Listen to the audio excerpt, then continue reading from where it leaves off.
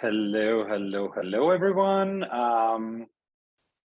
You're all muted, but if you want to turn on the video, because today's session we want to make very interactive, so I want to make sure that you can also get to introduce yourself and ask questions.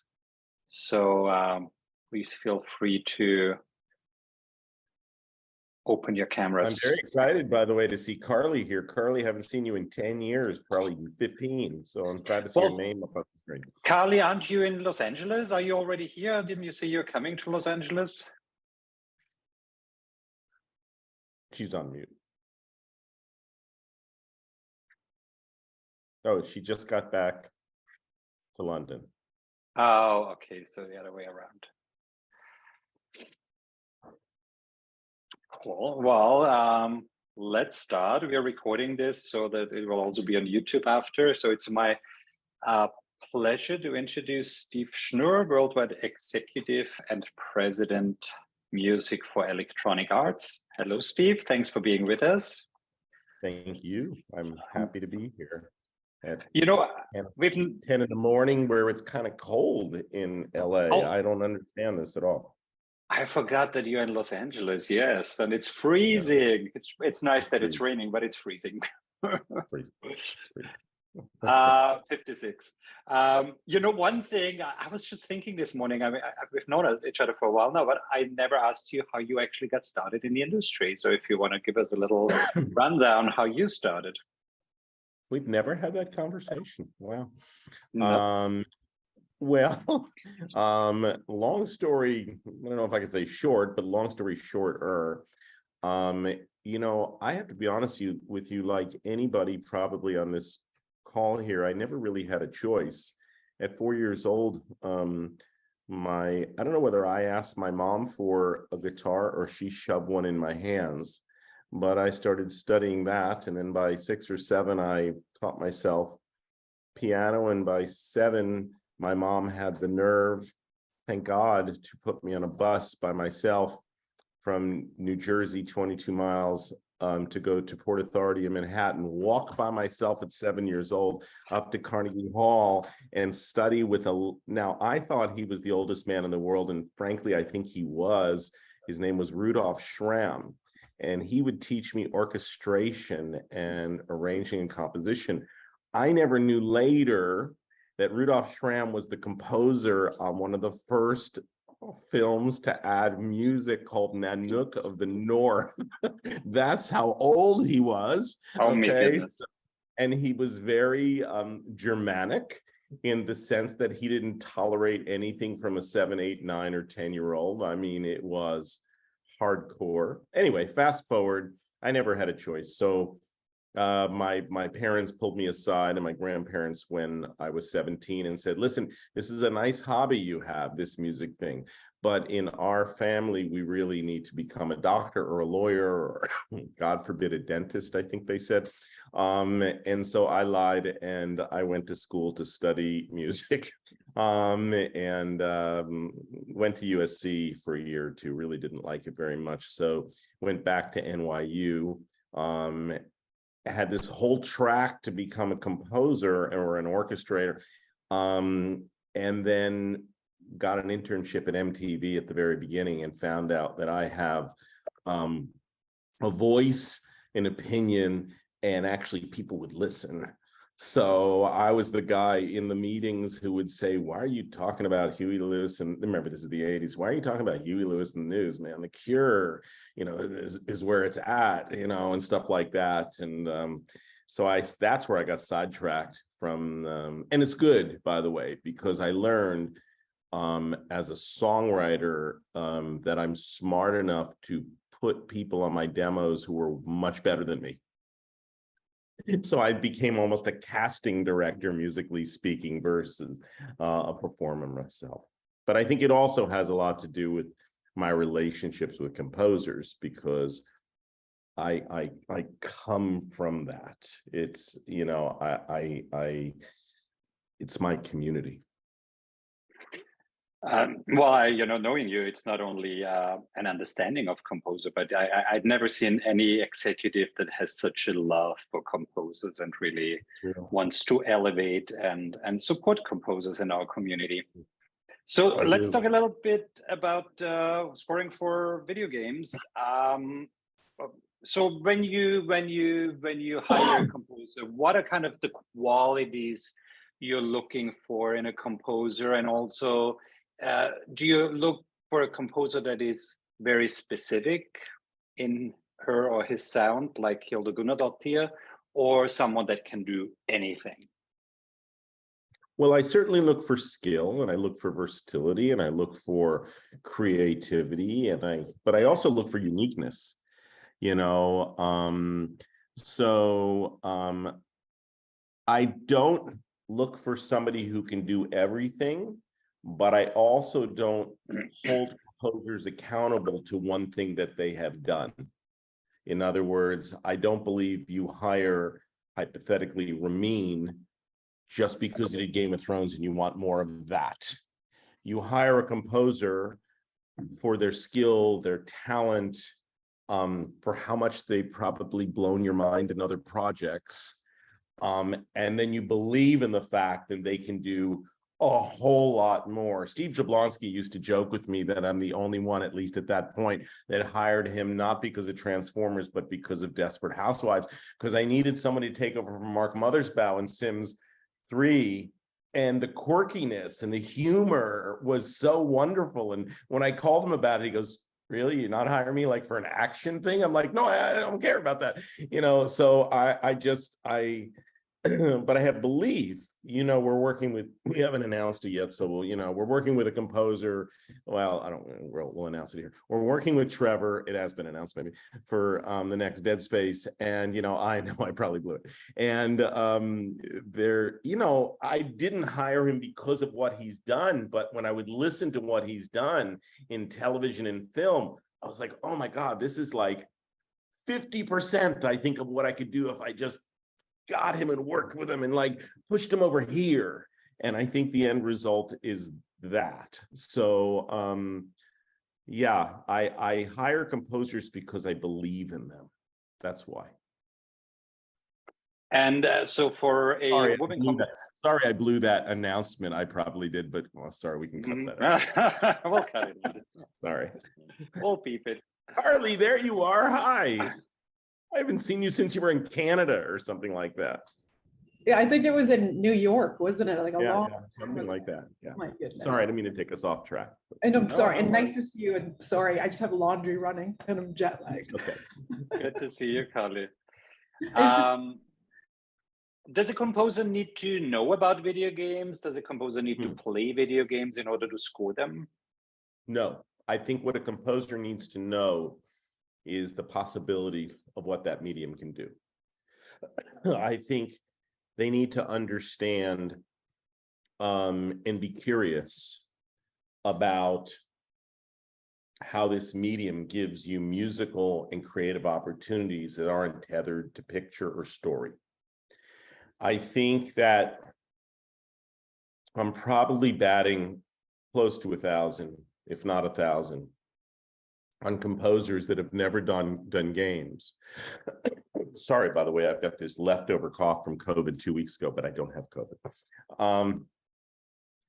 If I match them correctly with the right audio director, whose job is to help us create and then implement the piece into the music interactively, if they have the right partner, then I do not believe that they have to be a fanatic or necessarily a regular player of games. What they need to do is understand that there's going to be no story or no picture. There's going to, and by the way, most composers hear this and they freak out how cool this is. It's going to be untethered. It's going to be possibilities. There's no emotional, there's no actor on screen who's defining the emotion that you need to supplement or create or convey. What there is there's millions of possibilities of story and outcomes of interactive interactive possibilities, and you get to touch all of them and know that what you do musically can actually not just define the emotion of that individual on the couch, but also guide that. And by the way, also most composers have an effect on the storyline itself. So I think at first it used to be kind of scary for both composers and for audio directors to hire a composer who didn't know the technology. I used to have quite a lot of conversations with audio directors about that. But I think people are much more comfortable now. Now, if somebody understands, there's a composer I'm talking to about a pretty big title out there, and they're obsessed with it. That doesn't mean they're the biggest gamer in the world, but they grew up with it. Certainly that's nice because they understand the characters and the franchise. But listen, the best example is what you and I experienced in the last couple of years, Thomas. Hilder never recorded, she never scored a game. I don't even know if she still plays it, and it doesn't matter. She created what I believe is one of the most unique scores in this or any other medium. I still believe it's Grammy worthy. Finally, we have a category this year, but a year or two early in that regard. But she was hired because after hearing every note of everything she had ever written, either alone or with Johann, it didn't matter. I told her the first time I met her, I did not want to hire her because of what she did in Joker. I didn't want anything to do with what she did in Chernobyl. I just knew that she had the creative capability to help me define a lot of what ifs in a storyline that took place in the future with a probable cause, climate change. And we sort of discussed what that sounded like, a score that can be implemented into the game, but could also live on its own. And so technology was now, Sam, her husband, is a technology freak, so I got a bonus. But the answer is no. I'm just interested in hiring great composers. That's the bottom line to the question. So when does a composer come on board then? I mean, do they score to, because you said, are they scoring to storyboards or to the finished project usually, or like how is the workflow on a video game? Well, let me tell you what it's not. It's never in post like a film. It's never deep into a production like a film or a television show. It's primarily deep in advanced into pre-production, 2 to 3 years sometimes. If it's an annual sort of thing, if I'm doing some ramp up moments in FIFA or Madden, that's different. But if I'm doing more filmic pieces, Star Wars or Battlefield or things like that, those are usually 2 to 3 years. And the first year is spent defining the tone.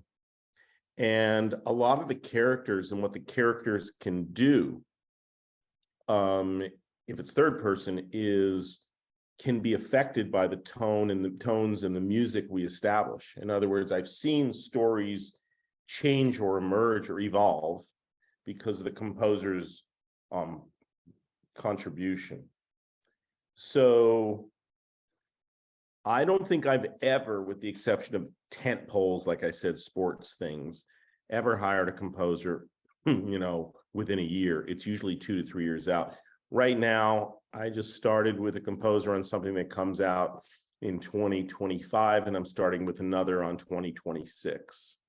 And the composers we're finishing projects with now, like the next Star Wars, I feel like we've been working through the whole pandemic. I feel like we've been on this for years. I mean, we still like each other, so it still must count. But, it's a long haul. But that's what makes it so great. I remember when I worked with Hans Zimmer and Lauren Balfe on a project a couple years ago. And before we even wrote note one, we talked about the characters, who they could be, what their possibilities were. And each of us made Spotify playlists. Like, oh, if this character was real sitting next to me, this is what they would listen. This is how would they do, would define themselves. And we would change this went on for months. We would change the playlist, and this song would belong in Joe's playlist, this song belong in Jill's playlist, whatever. So it's a lot of creation of character and creation of possibilities before even a note is written. And I don't know, listen, I'm looking at a composer community here, but most, if not all composers I've ever known to bring it in are like, bring me in on that. I do not have to sit there and 6 weeks, scored a picture, and then on to the next. I mean, it's a deeply creative process. So you mentioned now one big difference between scoring for video games versus scoring for film and TV. Is there other key differences that you would like to point out, scoring for video games versus film or television? Yeah, I mean, well, the obvious is linear versus nonlinear, media. So a lot of the times we stripe, when we record, because we want the ability for the music and the stems to sort of interact into different ways. We want the person on the couch, the music to sort of follow what they're doing as opposed to what somebody else is doing. They have their own score. It unwinds differently. Sometimes it's based on many layers, and sometimes it's based on so many variations. Sometimes it's based on mixing in game. It depends on the engine, on the possibilities. So I think it makes it a longer, sometimes we're chunkier process, where there's a lot more to grab. And then there's also, frankly, the scope. I mean, this is not a 40-minute romantic comedy. This is 200 minutes. It used to be 60, 70, 80. I'm finishing a 600-minute score right now. I can't even, if we put out albums in a non-digital way like we used to, I don't know how many CDs or vinyl pieces, vinyl albums that would be, but 600 minutes of music. We've got one more day left. It's been going on for 3 years, and it's the Star Wars, the next Star Wars game. And so this is a lot different than, like I said, a film that runs 2 hours, beginning and a middle and an end, And by the way, I haven't even touched base on the downloadable content that comes after release. We're doing that with Hilda now, and I'm about to extend her. We recorded a phenomenal score, but then every quarter we're putting out additional content that comes with additional music. Alanish Carey, who does Sims 4 for us, says The Sims is the best gift a composer could ever have. It's the gift that keeps on giving. Because I think I initially hired him to do like 80 minutes, and I think we're into like 800 minutes now or something like that, So I'm keeping composers constantly employed. Maybe that's why they're my friends. I hope that's not. I hope that's my insecure. I'm just joking. No, they're your friends. I'm just kidding. I'm just kidding. I just want to make everyone aware also of the chat room. So I put in the chat room some women video game composers. So check out the names and their projects. And also, if you have any questions, please put them in the chat room. So, we don't do a Q&A at the end. Whenever you have a question that pops in your head, put it in the chat room. And there's a question from Callista. I also, before we go to her, I just want to mention that I'll put this out there. Hilda is one of my dearest friends, and I've just worked with her, and it was the greatest thing that's ever happened to me in my career. Pinar, I want to work with Pinar so badly. I think that she is genius. And Sarah Schachner is a friend of mine. We've worked on something called Anthem that didn't do as well as I would like, but it was amazing. It's there. And I'm just really proud of those relationships I have. Okay, sorry, just wanted to point that out. We'll have to talk to Pinar. Yeah, I want to. Maybe we'll have dinner, please, in the near future, because I really we should have lunch this week. Yeah. Okay, next week. Oh, actually, she's in Europe, so when you come back. When she comes back, I'll be back.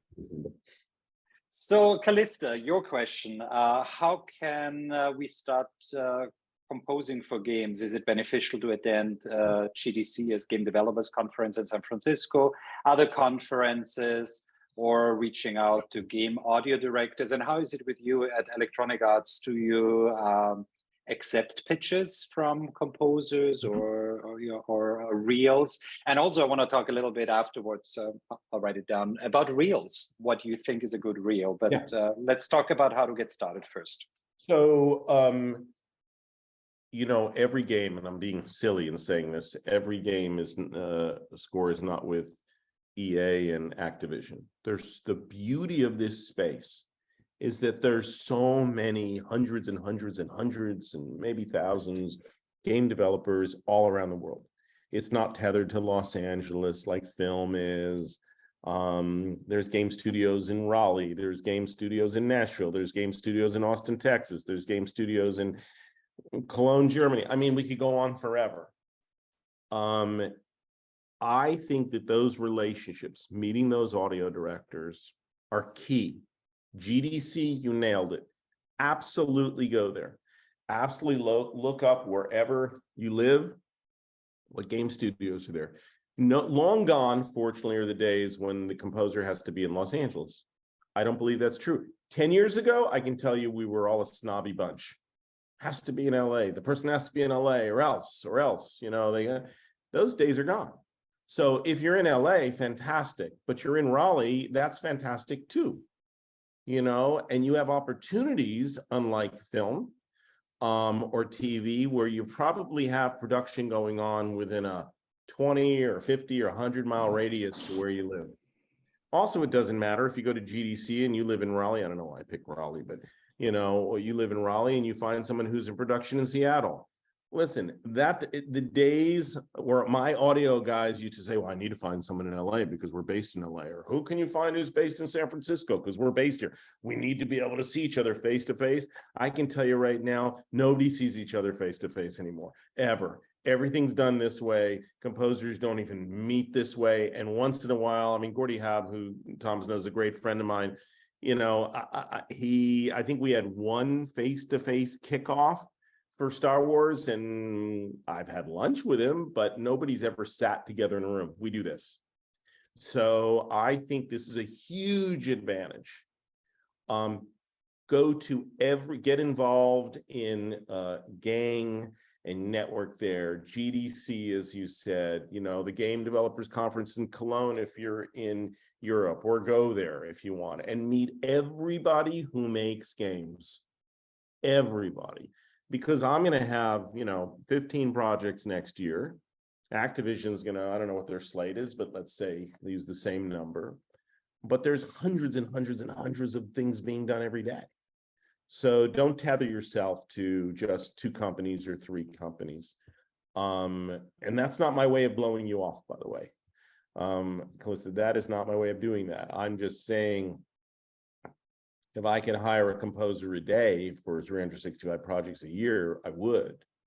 But there's so many opportunities out there. And there's a lot of people who are audio directors who don't understand music. And if you're a great musician and a great composer, let them know that. Demo for them.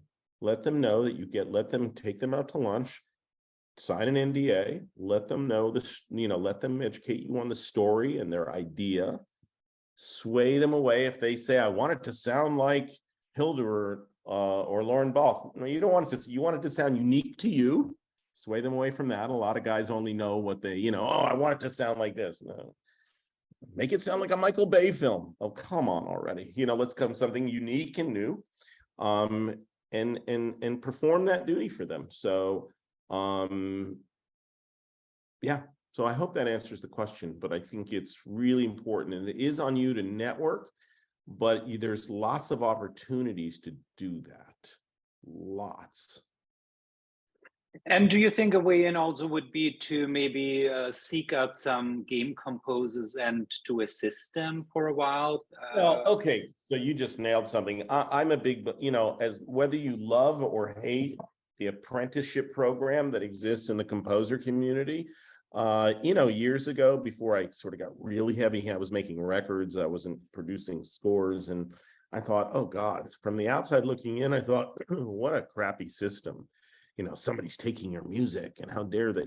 But once I got to frankly know the system and see how composers are collaborating together, and suddenly these composers go out on their own, and we can come up with lists of people that have gone on their own.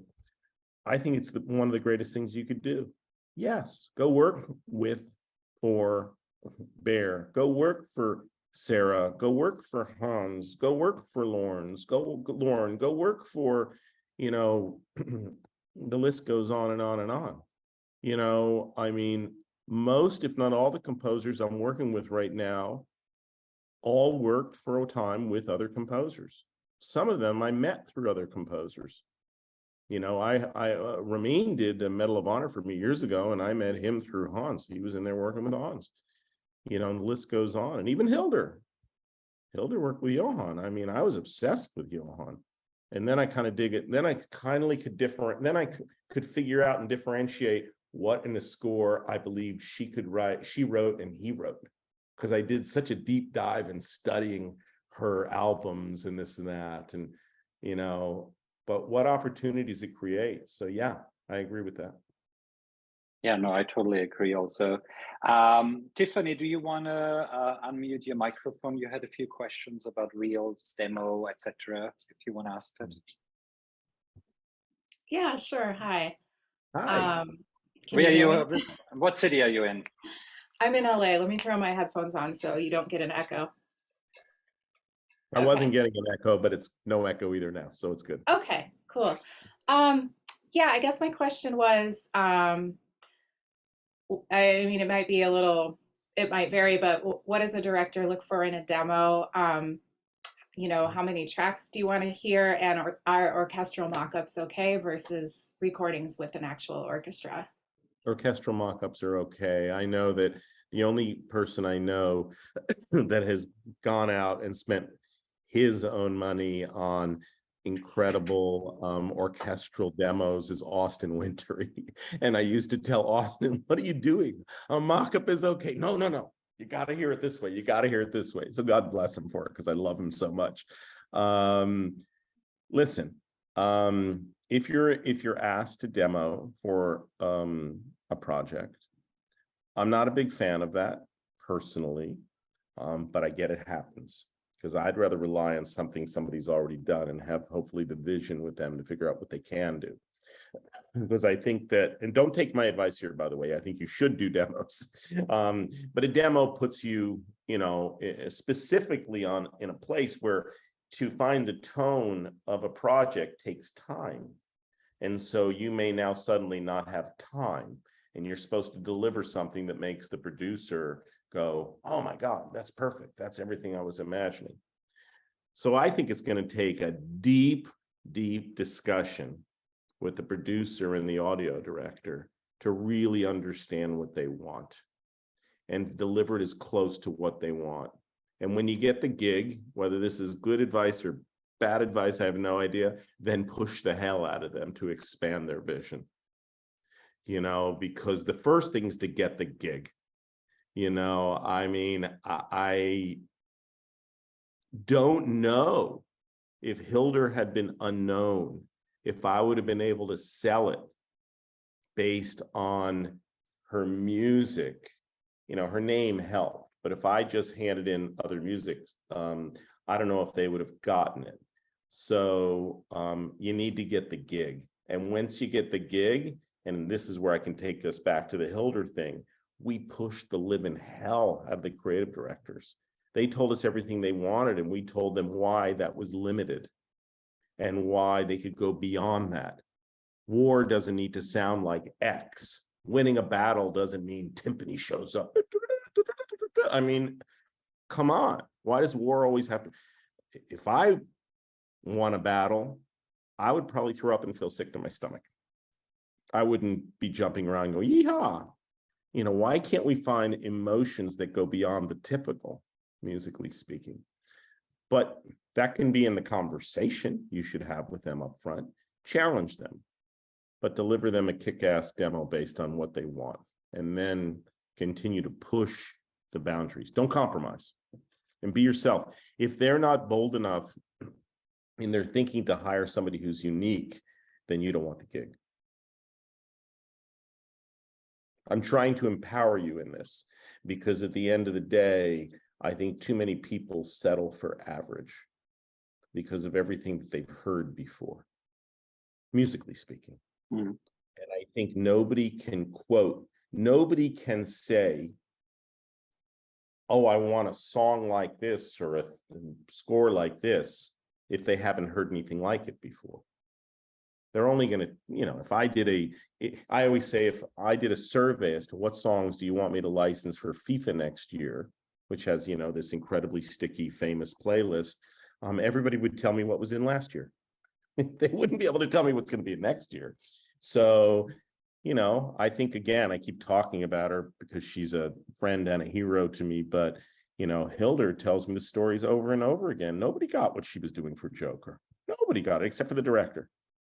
Nobody got it. It didn't sound like what that was supposed to sound like. And they pushed and challenged and pushed and challenged. It's greatness.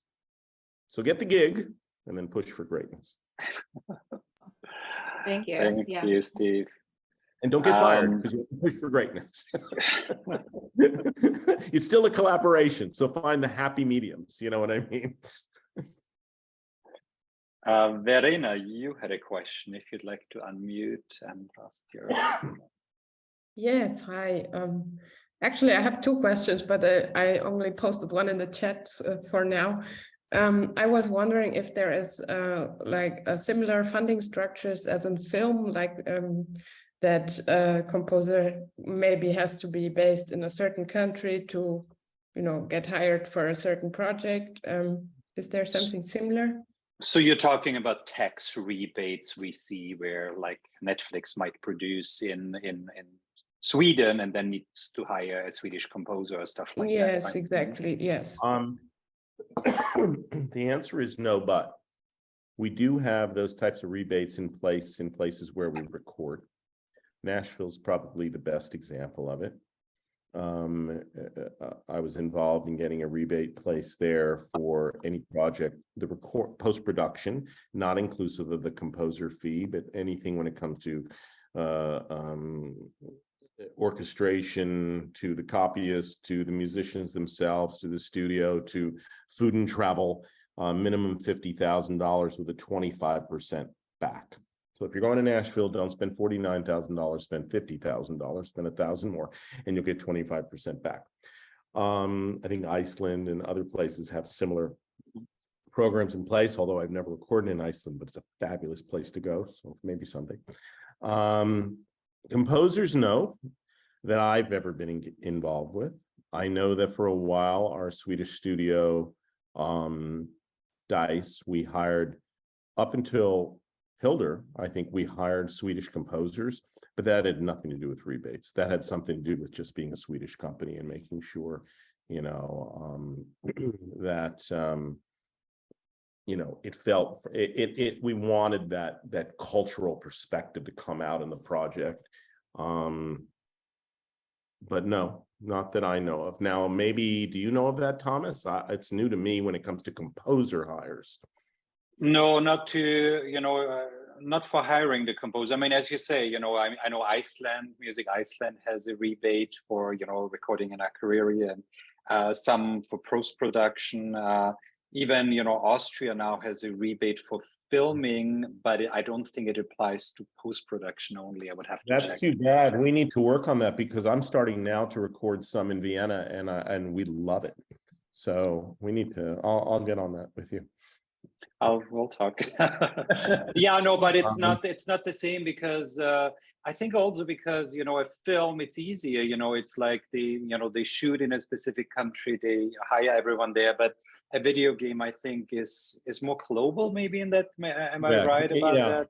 It's correct. We have multiple studios working on projects. We'll have 3 studios across the world. One will work on a single player, one will work on a multiplayer, so it's spread out. I think the answer is no in that regard. Now, where are you physically right now? Verena? Verena. I'm in Berlin. Okay. Yeah. So, which is the new hotspot of everything creative in the world. I'm so excited to know that. I'm going to get in trouble for saying this, but I'm going to say it. The place that becomes the most challenging is France, and that is really more about the PRO there and the limitations that they give us on being able to hire composers.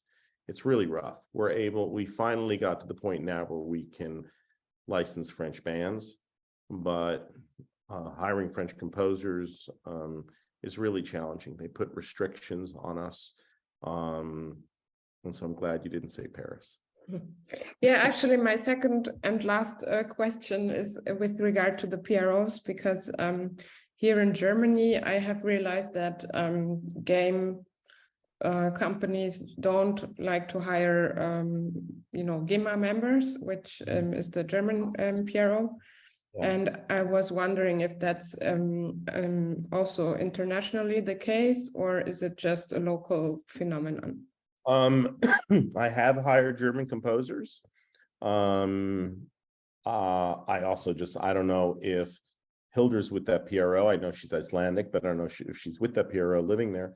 But I have hired German composers. I've never had a problem. I know that, but there are problems that exist. They're usually that certain PROs, GEMA, STIM in Sweden, want mechanicals on packaged goods. Now, the irony is the shiny discs are going away, right? We're streaming from a cloud right now. So that's going to be a harder argument in the future, but we've never had a problem. I've hired more Swedish composers than probably anybody, at least in the last 10 years. And I've never had a problem with German composers. The only challenge I have is with French composers, because that PRO is trying to come up with a kind word here. Well, I'll use layman's terms.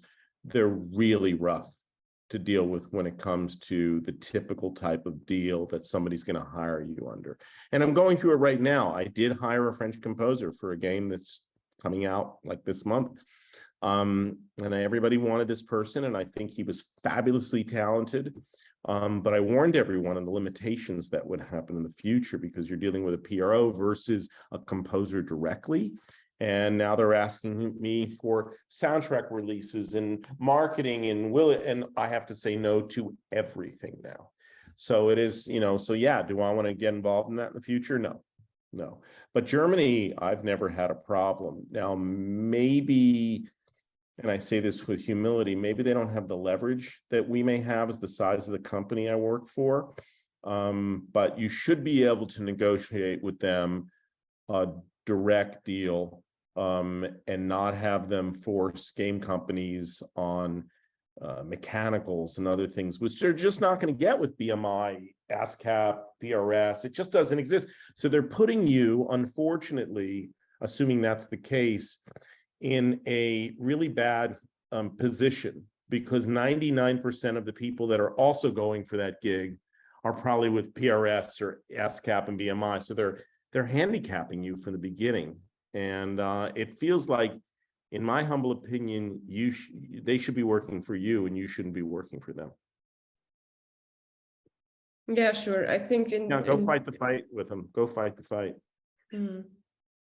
They need to know that. They think that what they're doing is protecting, and they've been fine with me. I have nothing against the German PRO, but if you're experiencing that, they need to be made aware that they're actually keeping you from getting gigs. Yeah. Not right. I don't want to forget Kali Parati in London had a question earlier, so I don't want to forget that if you want to unmute. Oh, thank you. Thank you very much. I was just wondering about with the long production time compared to TV and film, should you look to be taking multiple projects on? And also, is it more beneficial to work as a team like The Flight or I guess Hilder and Sam? No, listen, if you have a team, it always, takes some of it off of you. But to answer your first part, no, I mean, I don't care. My composers that work with me can do whatever they want as long as you don't feel it. You know what I mean? That's your smoke and mirrors to pull off, not mine. But as long as the audio director feels like, wow, every time I ask her to deliver on Friday, it shows up on Thursday. If you're doing 3 films in between, fantastic. The only time it becomes exclusive contractually is when we're recording the score. So what is that? That could be a week or 2 or something like that. But over a 3-year gig, that's not, that's small. So everybody I work with is doing multiple projects. But the beauty is everybody I work with, I never feel those other projects at all. I'm aware of them, but I just don't feel them. I'm not going to stop you from making a living. If I hire you, I want you to go out there and do 3 great gigs and, money flowing. And as you get towards deep in a production, you yourself may say, oh, I'm going to slow down on this one because the next 5 months, I got to be all in on that. But that's a personal choice. I'm not going to make you do that. The only thing I'm going to ask you to do is when we go to the studio, be present. Amazing. Thanks so much. I'm so happy to see you here. It's bizarre. I feel like I know you, and then I only see you on social media. So when you showed up just now, you made me happy. So. Oh, it was lovely to see you. Oh, you're on mute. You're on mute, Thomas. You're on mute. But you saw all my movements. No, I just said you just missed each other. You were just dancing. Carly was in Los Angeles, went back, and you just got to Los Angeles. So I think you just really missed each other. So we have to next time coordinate better. Mel, if you want to unmute yourself, I have to say, Mel, you have the most amazing studio. If you want to come on and oh my God. Thanks. Look at that. I have like a thing for plants and obviously Metropolis, and there's like a drawing / painting back there from like 1934. But it's so great. It's so alive. It's fantastic. You have life there. It's fantastic. Thank you. I don't know what happened. I'm just really good at keeping them alive. So I think that's just luck, honestly, and a well-placed window. I think it's a little bit of love too. I don't think it's just luck. I think it's got to be love, Thanks. Anyway, yeah, I put in a question because part of it was also I know that Carly posted a question about multiple projects, and I'm working on 2 right now, and they're for indie games, and I know that the longest one that I'm working on, it won't ship for another at least probably 2 years. Like the demo is coming out in, I think maybe March, and the other one, the shorter game, which has like less complicated mechanics, it won't ship probably until like the end of 2023. And so I'm going to Supermag in January, which is and I'm going to be there, and I'm going to also be performing on their main stage, because I also do like nerdcore music, and they're like, hey, why don't you perform? And I'm like, okay, cool. Awesome. Yeah, but then I know that there will be like game companies there. There will be like indie developers. I don't exactly know who is going to be there, and I don't quite know how to, like, if I should take on more projects, or if I should try to, I do want to like make friends and like, just see what people are working on, because I want to see just sort of like not just like how the market is, but what the trends are. But I also don't know if I should try to take on more projects or commit to anything in case like something happens. Yeah. So if you have any advice. Listen, I do a lot. I used to think that I have so many plates in the air at the same time. I've got like 8. Oh my God, there's a 9th. Oh my God, there's 11. Don't let it fall. Don't let it break. Don't let it break. And then I realized that I can speak for me. I actually enjoy that. Because if I was spinning 1 plate or 2 plates, it'd be like, well, this is fine. I'm kind of bored. I'm not, I need another plate because I don't feel alive, to use your plants. You know what I mean? And then I stopped myself from saying, oh my God, I'm spinning plates. One of them may break. Then all of a sudden I said, wait, I'm actually I'm going to change the picture. I'm actually going to put myself as a conductor in front of an orchestra. And I've got the brass, and I've got the winds, and I've got percussion, and I've got a whole orchestra. And right now I'm going to put a little effort into the strings and blah, blah, and okay. And now I'm going to go, now I want the winds. I want, oh yeah, cellos. And all of a sudden I realized when I looked at it that way, I can handle everything. I can handle everything. And when I feel overwhelmed, pause and breathe and go back to that beautiful silent moment where the strings emerging. So I'm not telling you to take on 20 projects, but and it comes to your own work ethic and your own, but if you can keep that many beautiful plants alive, something tells me you can take on another project. Thank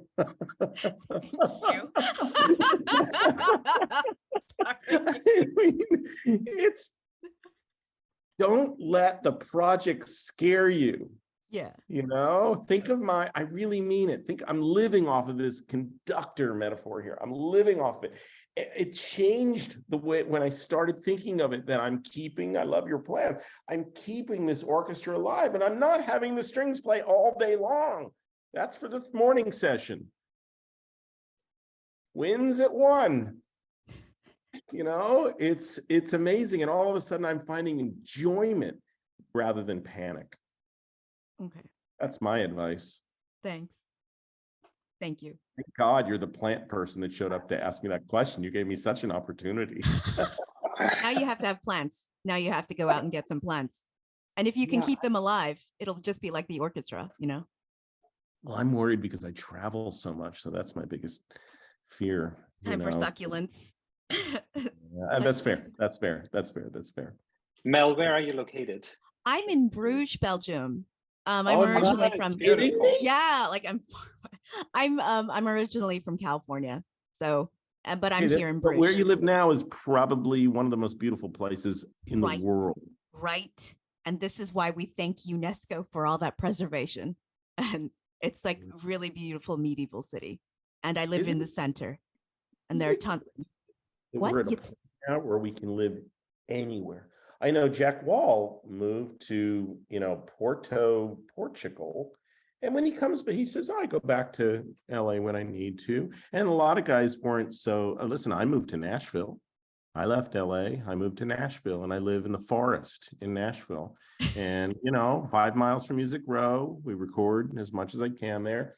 And some guys, girls, girls are, and some people have moved to Santa Barbara. Some people have moved to Palm Springs. But the bottom line is they feel less tethered to where they have to just be 20 minutes from any meeting. Because the truth is right now you're 10 seconds from any meeting. Yeah. Do you think that we owe that to COVID? Or is that like the one thing like, I think so. I mean, I don't want to dilute the horrible situation. People lost their lives. It was horrible, but I think there is also a wonderful shift that came out of it. And I think those who have to go back to the office, we got to be back in the office. I think those types of folks are going to be left behind. I think spiritually speaking, this was a time of growth, God, spiritual, whatever you want to believe in. I think it was like, here's an opportunity in our lifetime, where suddenly I reduced our footprint at our offices, our studios in LA from 12 offices to 1.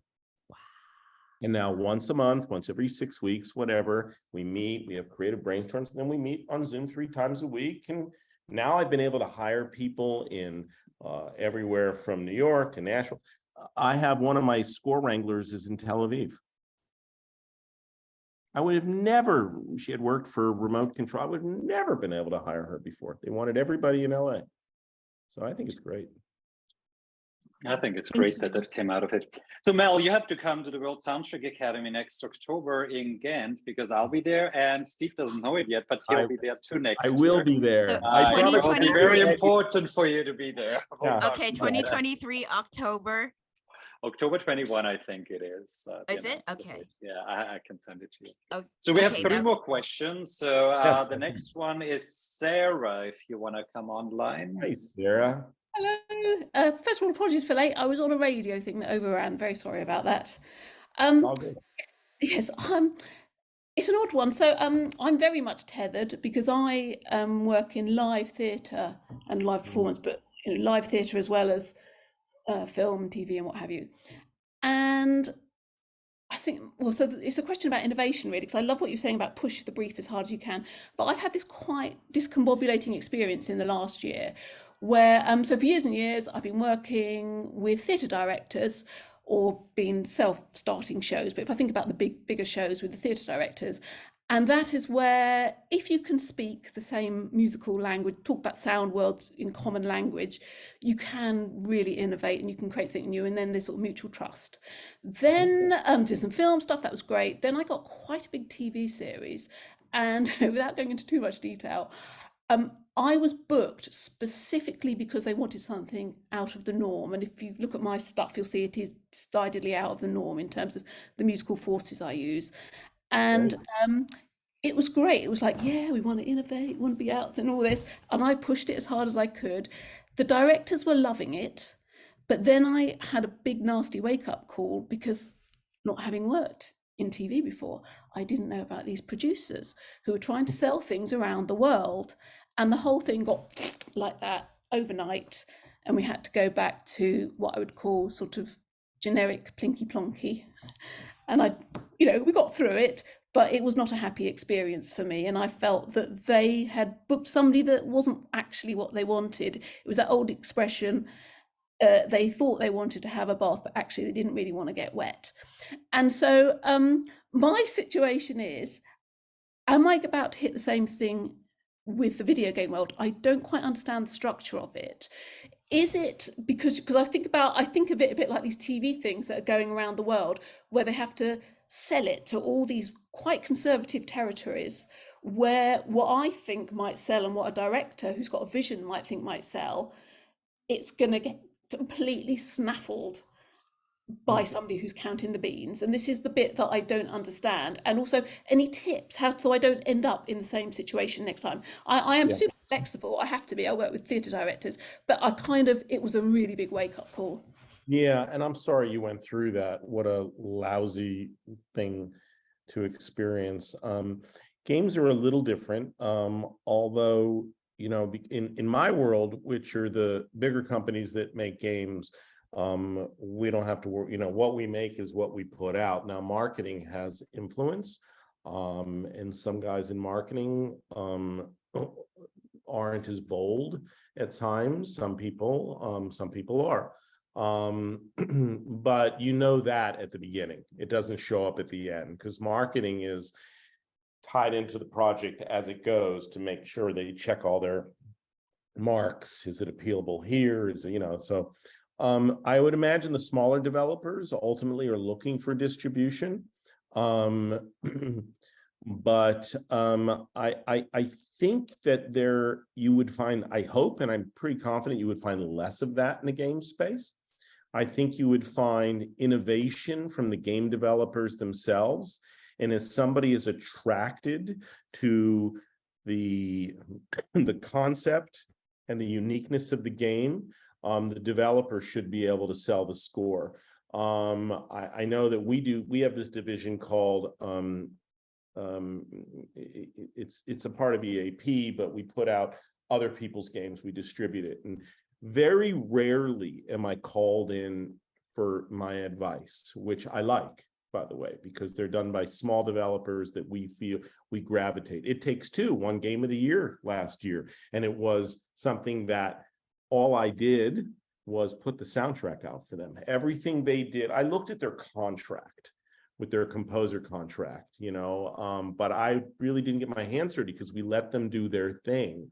There's a Japanese title that's coming out now where they kept sending me music along the way, and I think they were probably frustrated because I kept saying, this is just badass. It's so uniquely badass warrior Japanese. Why would you? They wanted so badly to appeal globally, and I kept saying the appeal of this is how cool badass Japanese warrior it is, you know? So I'm pretty confident you would find less of that in games, because in TV, you're right, you need to come up with an international distribution network, and that runs on fear. You better compromise or else lose your distribution. So compromise the show, make it more like this or make it more like this. I would go so far to say that games are so innovative and so, you know, I use this word, you know, it's a very sexy thing now, games, you know, everybody wants to be involved, and most people really don't know about it other than players themselves. That I don't think you would encounter that much. I think games are where significant creativity are right now, in my opinion. And I think you should give it another go in that space. No, it does sound very interesting. And on that note, are the gaming companies moving significantly? I mean, I'm thinking about things that are happening in games, that they have a place on the theatre stage or in historic sites and things like that. Is there some sort of interplay there going on at the moment, or are they all siloed? There are, I know there have been like Kickstarter campaigns and things out there where things have ported to other mediums. I do know of one company that's creating characters that apply to, you know, games, television. They're creating stories that apply to all mediums. But I think it might not be exactly what you're talking about, but I just came back from Sweden a month or so ago, and we did 5 weeks, I think, at the Opera House in Stockholm, which was not just game music. It wasn't just an orchestra playing. It was definitely a visually stimulating sort of look at the history of this studio. Hildur was there and other people were there. It was pretty phenomenal. So I think in that regard, it's going to theaters, opera houses, symphonies, and things like that. We'll see if Call of Duty becomes a Broadway or a West End play in the future. I don't know if that's going to happen. Oh, suddenly somebody here is going to have an idea. Call of Duty live on the West End. Okay. It'll feel more sympathetico in the gaming world. This is interesting. This fear factor isn't quite at play in quite it's conservative. It's about fear of failure, isn't it? On the financial side. Gaming is not about fear of failure. Gaming is about unique creative development. You know, there's cut and paste is not allowed, just not allowed. Or else, you know, there's probably people that do it. Let's do another Call of Duty. But that inevitably fails because, you know, it's not, I know exactly what you're talking about. We've seen television shows, the same television show 10 times with different actors and different scenarios, but games, I don't think they could survive with that, at least this point in where games are, you know. Thanks. That's good. Thank you, Sarah. I feel optimistic. Thanks. Thank you, Sarah. I just want to put it out there. Hildur is just one Tony away from an EGOT, so it should be Battlefield first on Broadway. We have one more question. Yeah. Do you have a few more minutes, Stephen? We have one more question. I do. I've got very few, but a couple. I've got to get in the car, drive to LA to be at a lunch in an hour. So, and I'm about 50 miles away. So one more question will work. Yes. You know what? If you don't mind, I mean. Angela asked, could you describe the best collaborative experience you've had with game composers? What did that look like? If you can just if you can sum it up, because then everyone that hasn't asked a question, I quickly want to just go through everyone so we can see everyone. So, well, I mean, it's going to be impossible for me to give you one. And I keep talking about Hildur, but I think that is definitely one of the top 5 I've had, because it was a constant brainstorm of what we were writing about was what's happening in the world right now. So we had many conversations over, you know, them being in Berlin, me being in Nashville, eating pizza and just talking about politics and and I think all of these conversations bled into the music and bled into the approach of the music, because the world in the last couple of years has been pretty scary. And I think we wanted to bring that out. We wanted to emote that in the music itself. And I think the conversations always led into what if. What happens if we went and got a submarine and mic'd the sound of the engine? Each conversation about Trump or Congress or the prime minister would always lead to fear and panic and hope, and they always led to musical conversations. So I think it really was amazing. I think I just finished something, we haven't announced it yet, sorry, more of that, with Yonzi, and that also was an incredible collaborative effort. I know him, he's a friend, and I wanted him to create a score of hope amongst all the shit going on in the world right now. And we just decided that we were going to be collaborative and really dig in on what the possibilities were from an instrumentation standpoint, what we needed to evoke from people listening to it. I would say Star Wars is something I'm very heavy-handed in. That's a collaboration that goes beyond, because not only are we dealing with a third party, in this case, Lucas, and I'm really proud that in all the years I've worked on Star Wars, which must be 7 years now, we've never gotten a cue turned back to us from them. So we must know what we're doing, but that also comes with deep relationships and also expanding what we can do in the game itself, how music can be used. Can we use licensed moments in Star Wars? So these are deeply collaborative processes. They take, I am such good friends with everybody I'm talking about, but I didn't know some of them at the beginning, but it becomes a family. And so I think a lot of the collaboration just comes from deep friendships, deep ideas, deep respect. The composer always wins if there's ever a conversation about should we do this or should we do that. The composer wins. But I think it's such a deeply respectful relationship that all ideas are safe. So I hope that answers the question. I want to leave you with this, by the way. This group that you are all members of is so meaningful to me. I was at the first group gathering they did at someone's fancy house. I want to say up in the Palisades or somewhere like that years ago. I remember Melissa Etheridge played, and I was there with Rita Wilson and a few other people, but I was in from day one. And I'm not going to say what I'm going to say because Thomas will kick me through the Zoom, but it will be announced in December, something really great.